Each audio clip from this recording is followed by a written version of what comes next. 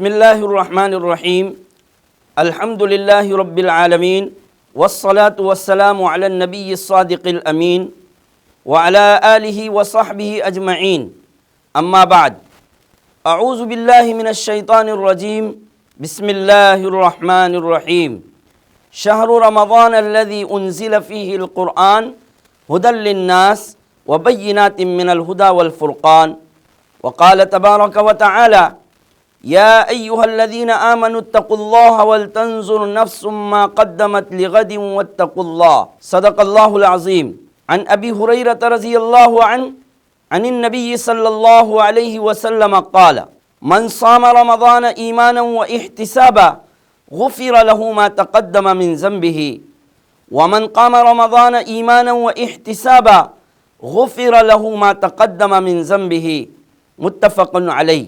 مشاہدین کرام السلام علیکم ورحمۃ اللہ وبرکاتہ۔ اشاعت العلوم آن لائن چینل میں آپ کا خیر مقدم ہے۔ آج رمضان المبارک اور اس کا 14واں روزہ ہے، 14واں رمضان ہے اور یہ مغفرت کا عشرہ چل رہا ہے۔ بہرحال ہمارے آج کے 14ویں رمضان کا ٹاپک اور موضوع رمضان اور خود احتسابی۔ احتساب کا معنی ہوتا ہے، ٹرانسلیشن ہوتا ہے جائزہ لینا، سیلف اکاؤنٹیبلٹی، اپنے آپ کا جائزہ لینا، احتساب۔ اور احتساب اور جائزہ لینے کا ذکر قرآن پاک میں بھی موجود ہے، احادیث مبارکہ میں بھی ہے۔ خطبے میں آیت پڑھی گئی تھی، یا ایھا الذین آمنوا اتقوا اللہ ولتنظر ما قدمت لغد، کہ اے ایمان والو اللہ سے ڈرو اور چاہیے کہ ہر انسان غور کرے، فکر کرے، جائزہ لے کہ اس نے آئندہ کل کے لیے کیا عمل کیا ہے۔ اسی طرح آپ صلی اللہ علیہ وسلم فرماتے ہیں الکیس من دان نفسہ وعمل لما بعد الموت، کہ عقل مند آدمی، سمجھدار آدمی وہ ہے جو اپنے آپ کا جائزہ لے اور موت کے بعد والی زندگی کے لیے عمل کرے۔ حضرت عمر ابن خطاب رضی اللہ تعالی عنہ کا فرمان ہے حاسبوا انفسکم قبل ان تحاسبوا وزنوا قبل ان توزنوا، کہ لوگوں تم اپنے آپ کا جائزہ لو، اپنے آپ کا احتساب کرو اس سے پہلے کہ تمہارا حساب لیا جاوے، اور تم اپنے آپ کا موازنہ کرو اس سے پہلے کہ تمہارا موازنہ کیا جاوے۔ تو احتساب قرآن اور سنت کی روشنی میں مقصود ہے، اسی لیے رمضان المبارک کا مہینہ یہ احتساب کا مہینہ ہے کہ جس میں بندہ اپنے آپ کا احتساب کر کے، اپنے آپ کا جائزہ لے کے رمضان المبارک میں اپنے اعمال کو درست کر کے اپنی زندگی میں انقلاب، چینجنگ اور درستی لا سکتا ہے۔ کیونکہ رمضان المبارک کا مہینہ صرف رمضان المبارک کی حد تک نہیں ہے کہ رمضان المبارک میں روزے رکھ لیا، رمضان المبارک میں تراویح پڑھ لی اور رمضان المبارک میں اعتکاف کر لیا اور عید کی نماز پڑھ لی اور ختم۔ صرف یہاں تک بات مکمل نہیں ہوتی ہے، بلکہ رمضان المبارک کا مقصد یہ ہے کہ ہماری سال بھر کی زندگی اللہ کی بندگی اور اللہ کی اطاعت اور عبادت میں گزرے۔ قرآن کریم میں اللہ پاک نے اس مقصد کو بیان فرمایا ہے وَمَا خَلَقْتُ الْجِنَّ وَالْإِنسَ إِلَّا لِيَعْبُدُونَ، کہ میں نے جنات اور انسان کو میری عبادت، میری طاعت اور میری پرستش کے لیے پیدا کیا ہے۔ تو رمضان المبارک کا اصل مقصد یہ ہے کہ اس ایک مہینے کی عبادات اور طاعت کے ذریعے ہماری سال بھر کی زندگی اور لائف عبادت اور بندگی پر آ جاوے، اور اس کے لیے شرط ہے کہ رمضان المبارک میں ہم ہر دن روزانہ احتساب کریں، اپنے آپ کا جائزہ لیں۔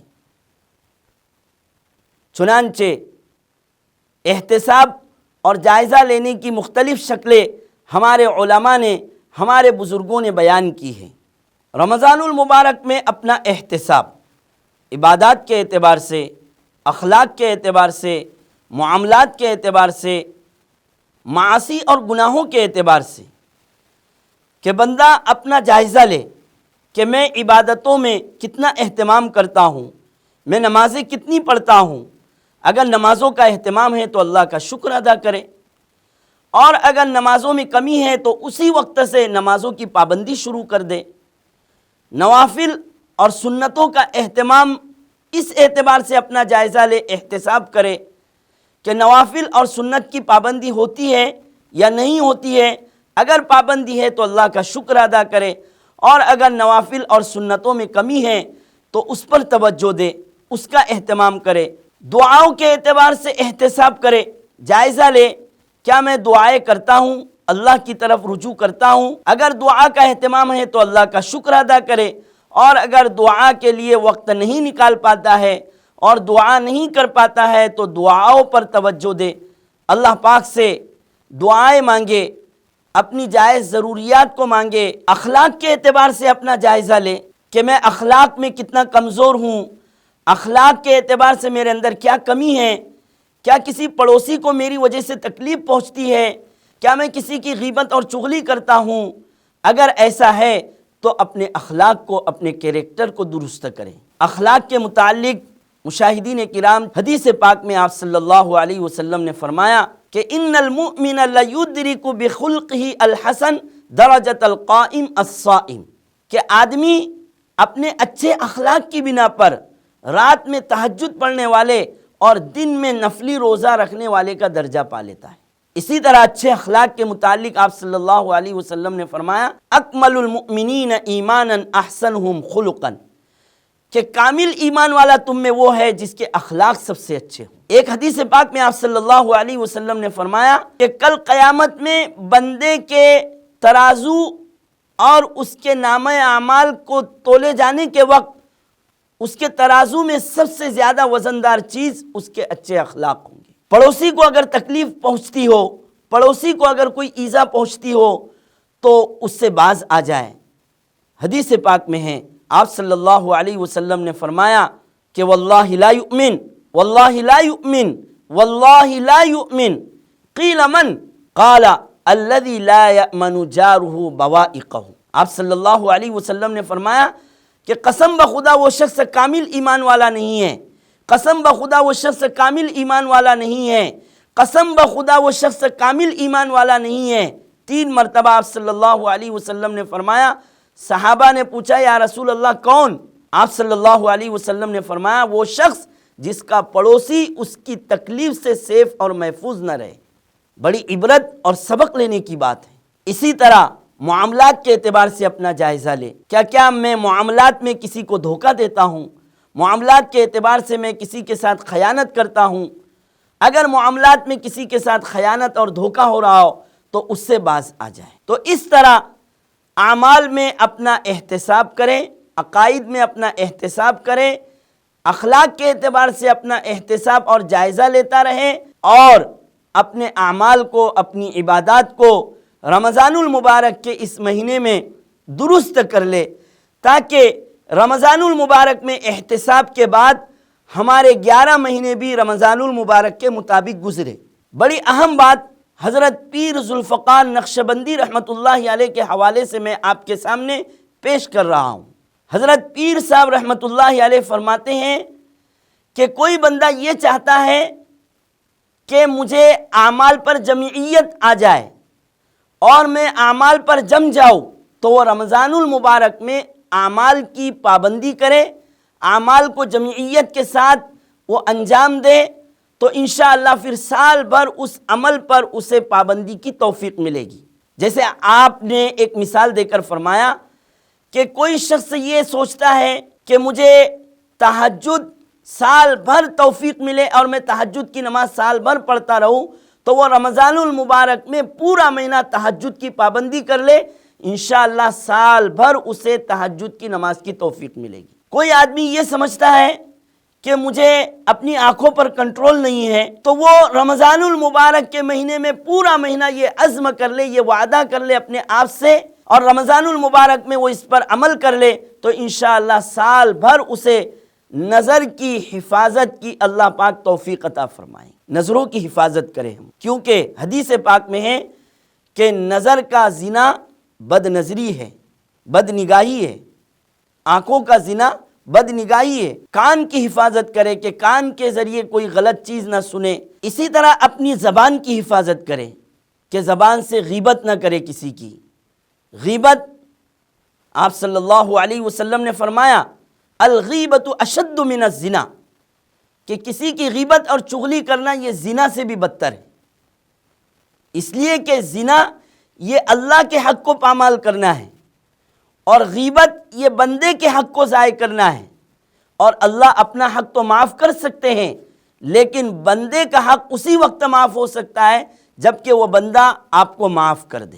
اسی طرح غیبت اور جھوٹ سے اپنی زبان کی حفاظت کرے، اپنے آپ کا جائزہ لے، کیا میں کسی کی غیبت کر رہا ہوں یا میں زبان سے جھوٹ بول رہا ہوں۔ غیبت یہ انتہائی برا اور بڑا بدتر گناہ ہے۔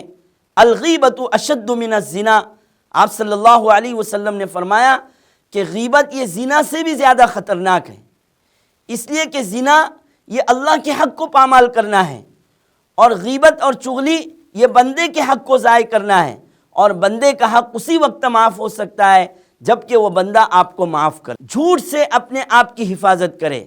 حدیث پاک میں ہے کہ جو انسان روزے کی حالت میں جھوٹ بولتا ہے اور جھوٹ کو نہیں چھوڑتا ہے تو اللہ تعالیٰ کو اس کے بھوکا اور پیاسا رہنے سے کوئی پرواہ نہیں ہے اور اس کی کوئی ضرورت نہیں ہے، اس لیے جھوٹ سے اپنے آپ کو بچائے۔ تو یہ وہ چیزیں تھیں کہ جن پر توجہ دی جائے اور اپنے آپ کا جائزہ لیا جائے، اپنے آپ کا احتساب کیا جائے، اور احتساب کر کے جائزہ لے کر اپنے آپ کے اندر سدھار لایا جائے، اعمال پر پابندی کی جائے۔ یہی ہمارا مقصد ہے، اور رمضان المبارک یہ احتساب کا مہینہ ہے۔ رمضان المبارک میں احتساب کر کے اپنے آپ کا جائزہ لے کر اگر بندہ اعمال پر پابند ہو جائے تو انشاءاللہ اسے سال بھر ان اعمال کی توفیق ملے گی، وہ گناہوں سے بچے گا، اور اس طرح اس کے لیے یہ رمضان المبارک فائدہ مند ثابت ہوگا۔ اللہ پاک سے دعا کرے کہ اللہ پاک ہمارے اس رمضان المبارک کو عافیت کے ساتھ مکمل فرمائے، اور ان کہی سنی باتوں پر ہمیں عمل کی توفیق نصیب فرمائے۔ وما علینا الا البلاغ المبین۔